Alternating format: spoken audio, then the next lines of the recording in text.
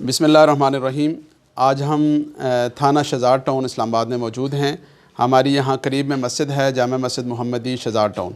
हमने अपनी मस्जिद के मुअज़्ज़िज़ीन, तबलीगी जमात के अहबाब और नौजवानों को साथ लिया और यहाँ आज पुलिस स्टेशन में अपने पुलिस वाले भाइयों से मिलने के लिए आए।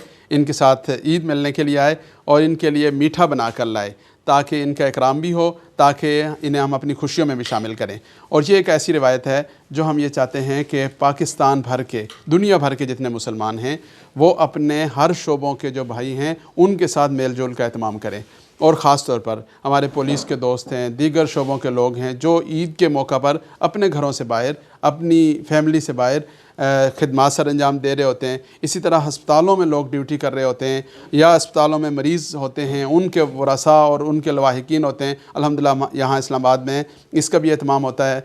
तो हम ये चाहेंगे कि इस पैगाम के ज़रिए से पूरी दुनिया के मुसलमानों को बिलउमूम और पाकिस्तान के मुसलमानों को बिलखुसूस हम ये पैगाम दें कि वो इस रिवायत को ज़िंदा करें ताकि मुख्तलिफ़ शोबों के लोग एक दूसरे से मिलें। और ख़ास तौर पर ईद का मौका ऐसा है कि जिसमें हौसला अफजाई हो, एक दूसरे के साथ मिलना जुलना हो और हमारी आपस में कुर्बतें बढ़ें और ये जो खैर की रिवायात हैं इनको हम ज़िंदा करने का ज़रिया बने।